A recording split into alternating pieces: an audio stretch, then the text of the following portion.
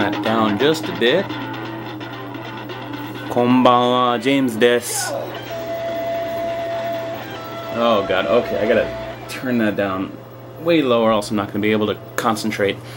Yeah, thank you for the shout.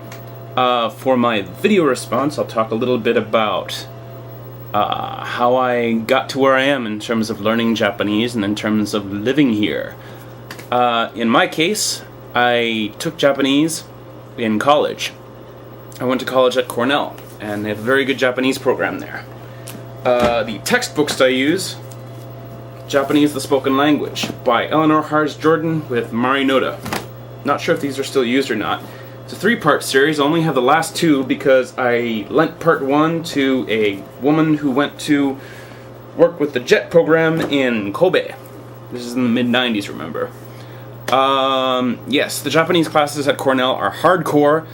They have 3 classes a week of lectures. The first year, 3 classes a week of lectures and 5 classes a week of drill section.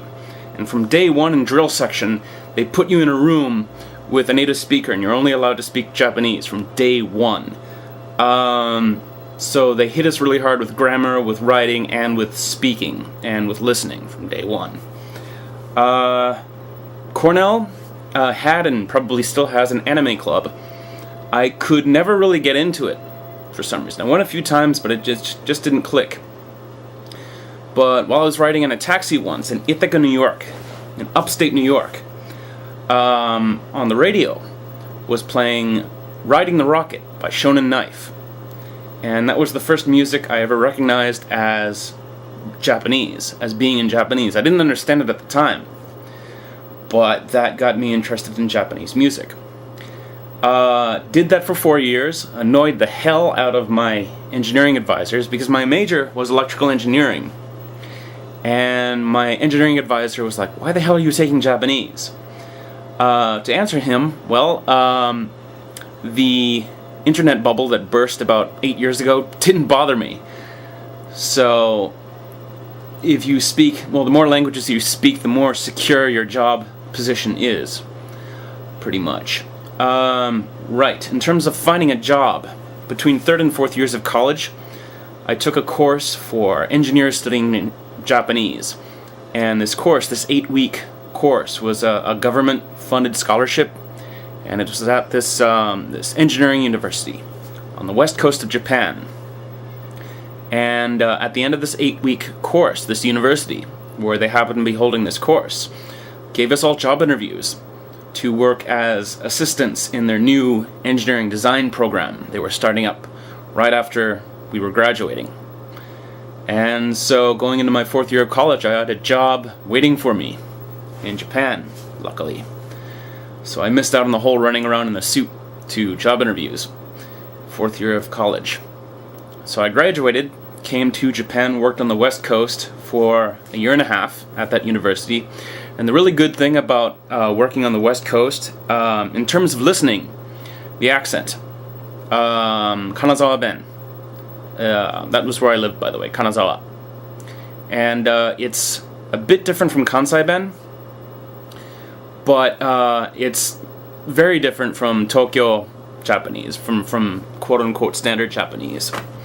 And after living there for a year and a half, I'm completely comfortable listening to anyone from, say, Osaka or wherever. So living outside of Tokyo for a year and a half really helped me in terms of listening. After working at that university for a year and a half, I went online in 1997. 11 years ago, hard to believe that they had that sort of technology back then, 11 years ago. Found a job at an ISP in Tokyo. When I came to Tokyo, I ended up working in English tech support, English dial-up tech support, back when everyone used modems. After 2 years of that, we were bought out by an American hosting company. Now what hosting companies do, they have buildings full of servers, full of computers that dish out web pages to the world. And this big American hosting company with a lot of bubble money, this is just before the bubble, bought out the ISP I was working at to create a foothold in Japan, for hosting in Japan.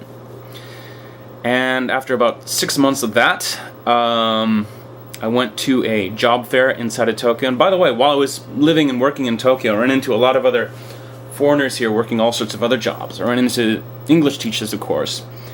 There's both human tape recorder English teachers, and there's professional English teachers who study and research how to teach English properly, and they come here to teach professionally. Working as an engineer, by the way, after 6 months of that hosting company, I went to a job fair and found a job working as a network engineer at an ISP. So, and particularly while working at that ISP, I ran into all kinds of other different foreigners. I ran into, well, other engineers.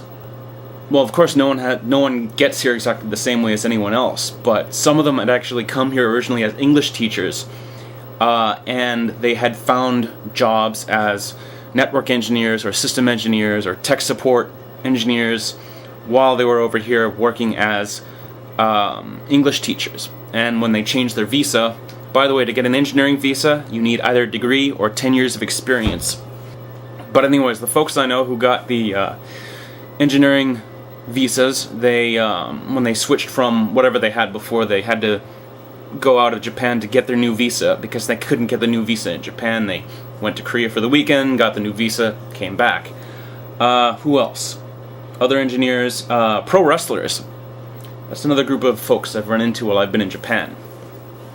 A lot of pro wrestlers, a lot of American pro wrestlers come to Japan. Bubba Ray Dudley, if you know who that is, once stopped me and asked me if I knew of any good metal bands.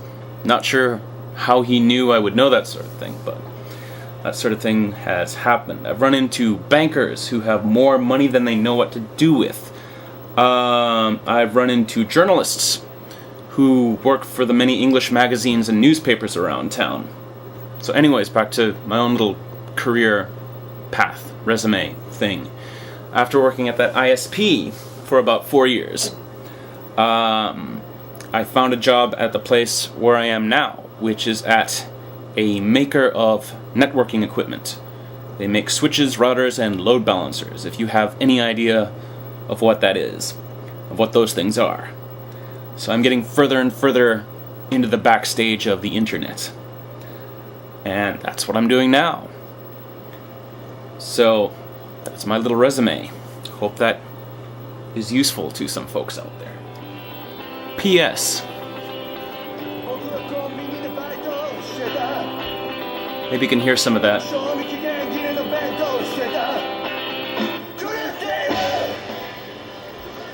This is a little P.S. I almost forgot to mention one very important part of learning Japanese, or one helpful part of learning Japanese, is to find music from Japan in Japanese.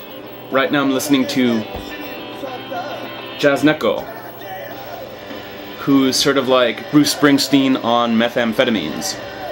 Really soulful, really deep. Also, who else is active lately?